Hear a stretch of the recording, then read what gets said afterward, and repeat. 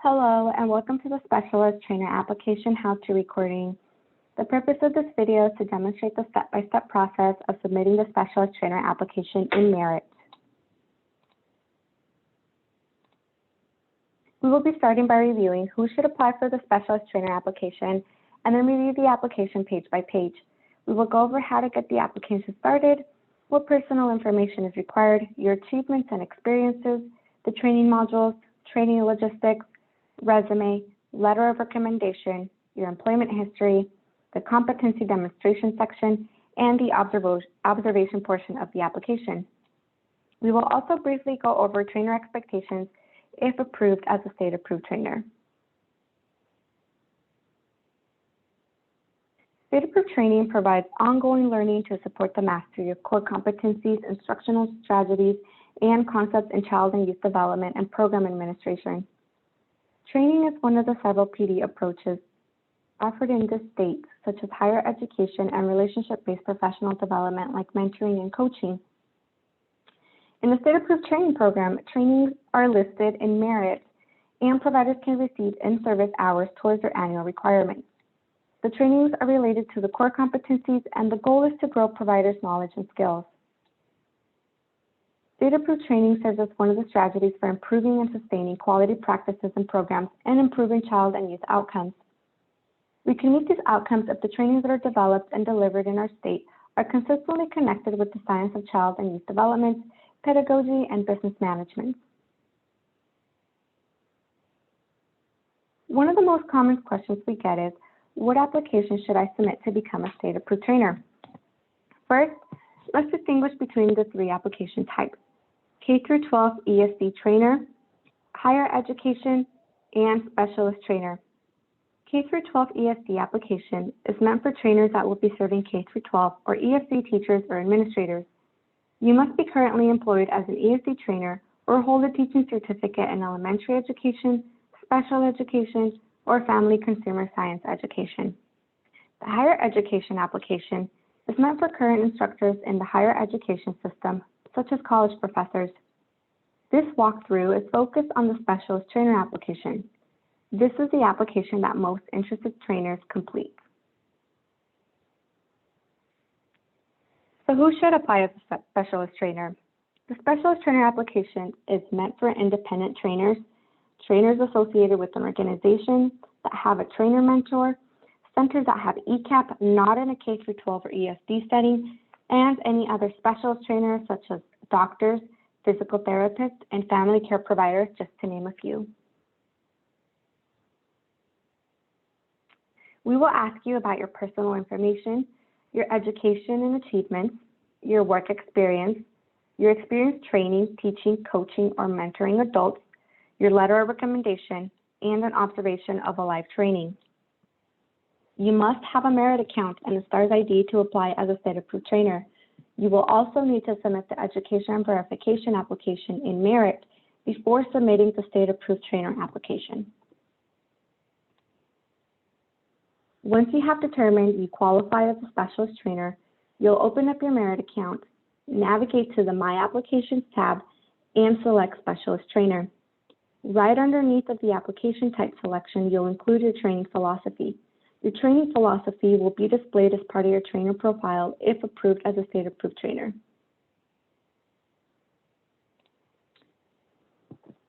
We recommend typing out your philosophy statement in a Word document, saving it, and then copying and pasting into Merit so your work doesn't get lost if the application times out.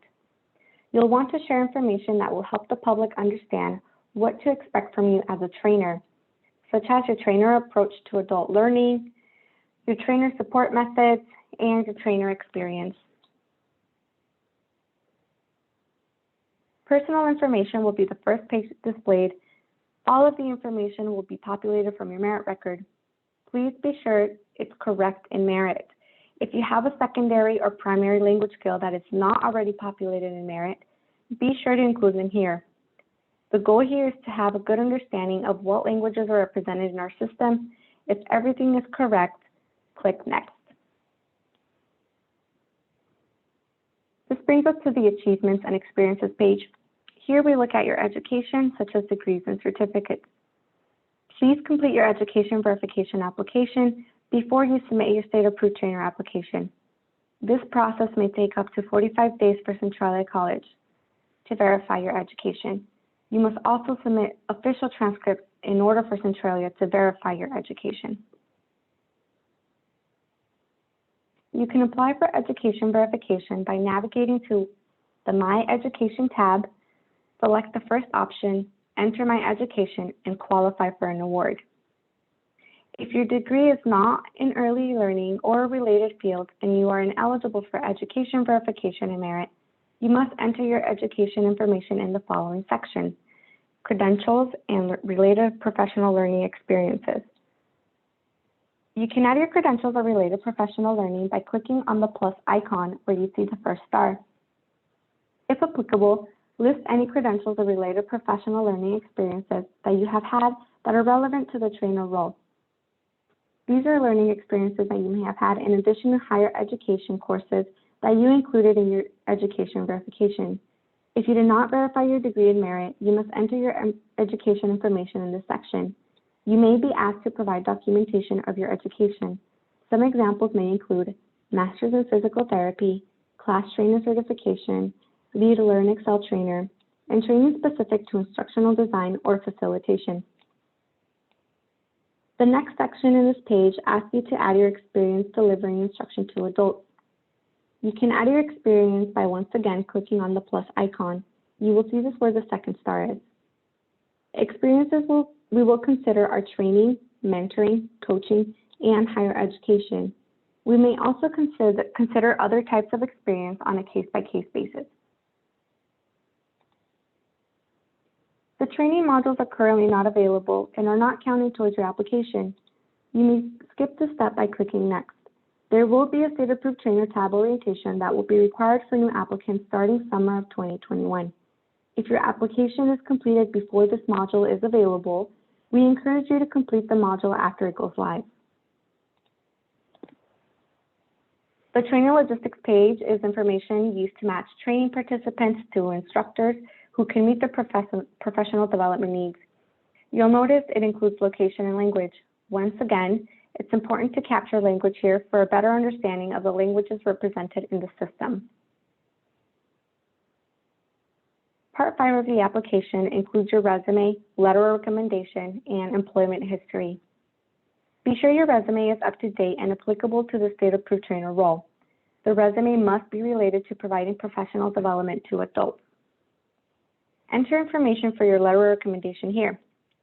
You will be asked to email a signed copy of the letter of recommendation to training@dcyf.wa.gov. Under your employment history, be sure to add end dates if no longer working for that organization. Employment must be related in early learning and have transferable early learning skills.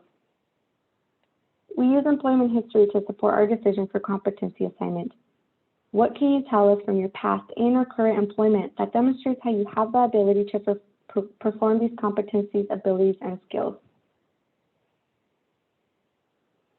The core competency demonstration is an opportunity to show your knowledge and skills in the core competency areas. The information entered in this section will influence your trainer level in each competency area. The core competency consists of early learning education, ECE, and child and youth development, school age. You may have seen or heard of these before, so this may not be new to you, but if it is, Washington State has two sets of core competencies. You can see the cover pages here. The first set of core competencies is for early care and educational professionals, ECE, and the second is the core competencies for child and youth development professionals, school age. The core competencies for early care and education professionals capture the knowledge and skills that everyone who cares for children must develop. These core competencies are based on national standards and expectations and mirror the NIAC competencies. There are 8 core competencies for ECE, and they include child and growth development, curriculum and learning environment, ongoing measurement of child progress, family and community partnership, health, safety, nutrition, interactions, program planning and development, professional development and leadership,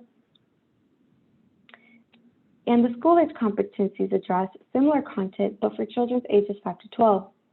These include child or adolescent growth and development, learning environment and curriculum, child or adolescent observation and assessment, families, communities, and schools, safety and wellness, interactions with children or youth, program planning and development, professional development and leadership, cultural competency and responsiveness, and youth empowerment.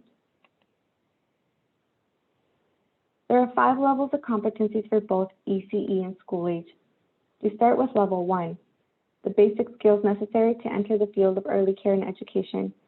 Each level encompasses a more advanced stage of academic preparation and more varied experiences. Professionals working with children, youth, and families may progress from one level to the next through a combination of formal and informal study and reflection of practice. Level 1 sets the foundation for early care and education and includes the basic knowledge and skills expected of a professional in early care and education field. Level 2, they should have knowledge and skills comparable to a Child Development Associate, known as a CDA, or a Washington State Stackable ECE certificate, such as Initial, Short, or State. Level 3 requires knowledge and skills comparable with an associate's degree in ECE. Level 4 requires knowledge and skills similar to a bachelor's degree. And level 5 requires the knowledge and skills similar to an advanced degree. The 5 levels are cumulative. A trainer may be at a level 3, which means they also have the knowledge and skills of levels 1 and 2.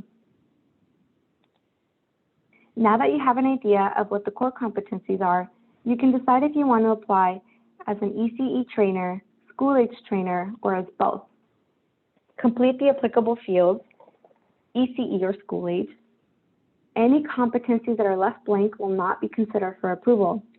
As you complete the fields, list experience in education that have prepared you for this role as a trainer.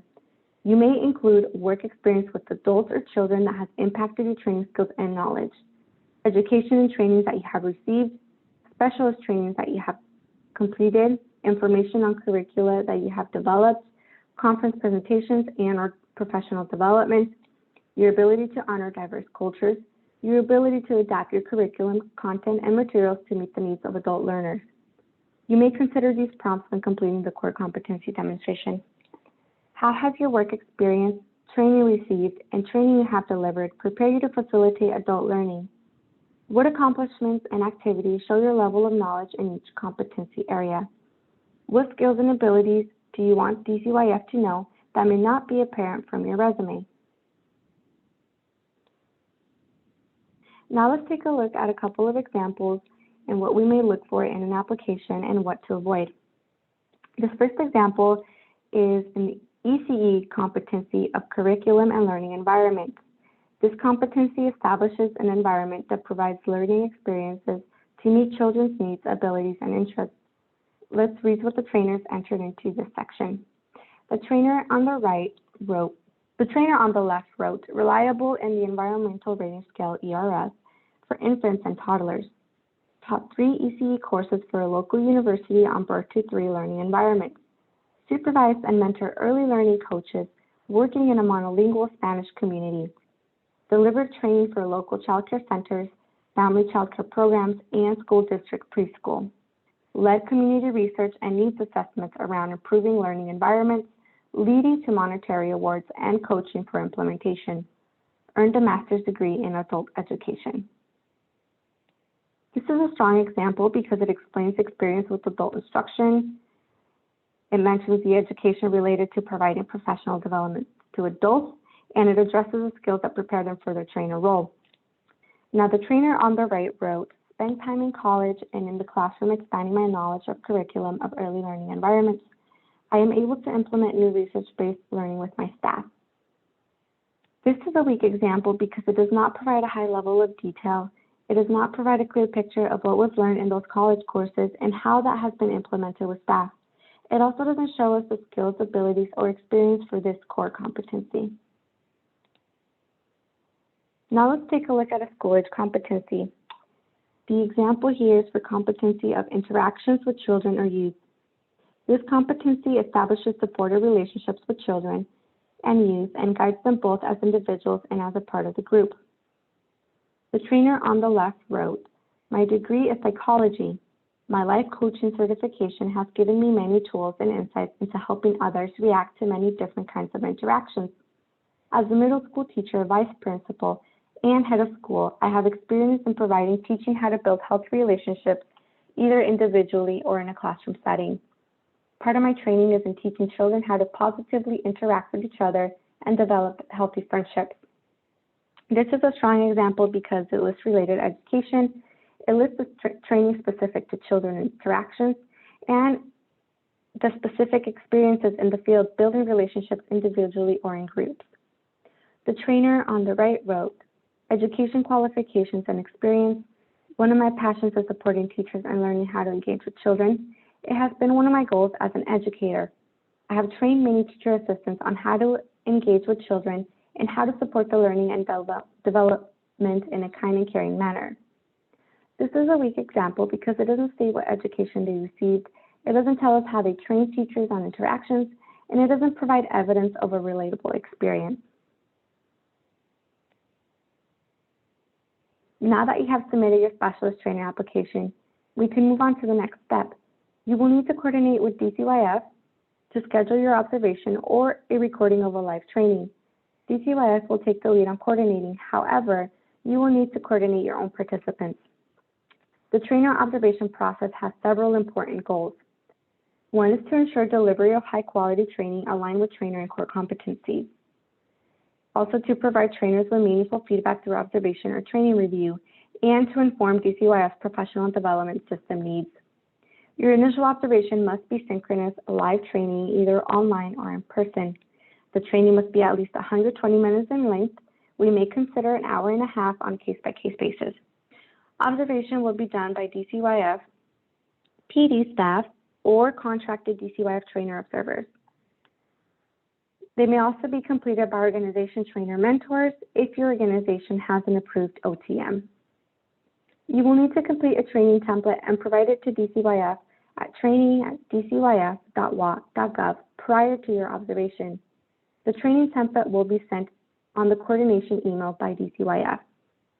This training delivery is not eligible for STARS hours.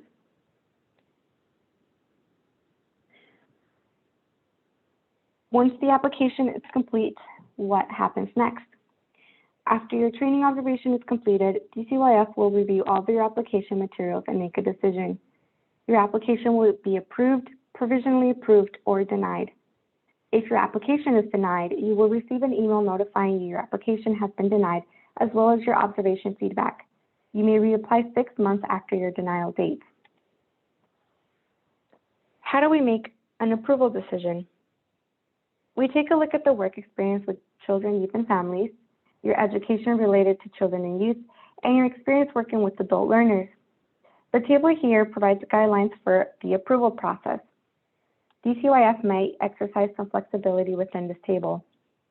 For example, if a trainer applicant has a bachelor's but extensive experience in the field with training delivery, they may be eligible for levels 1 through 5 assignments for the core competencies for which they applied.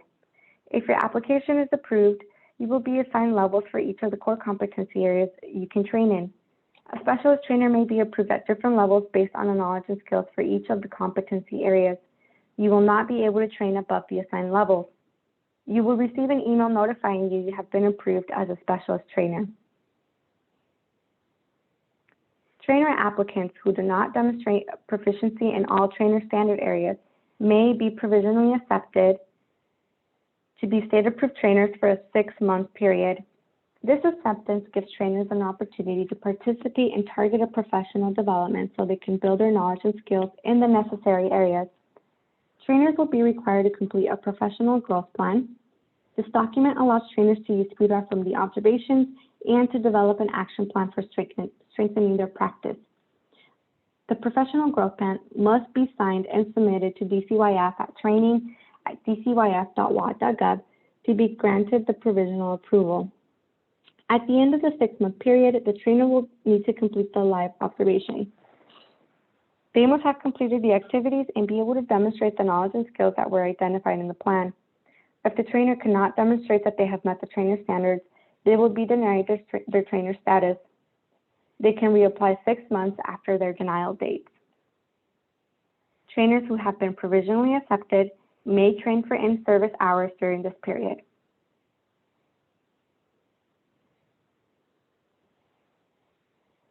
What can you expect if you're approved?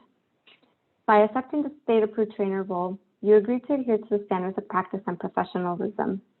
To ensure that trainers are delivering high-quality learning opportunities to early learning professionals, they will be subject to ongoing monitoring. Monitoring is a critical part of the quality assurance process that ensures the state approval process is producing a skilled trainer workforce that is meeting the learning needs of professionals throughout the state. Monitoring will consist of randomly selecting 3% of the trainees each month and reviewing data entry and merit.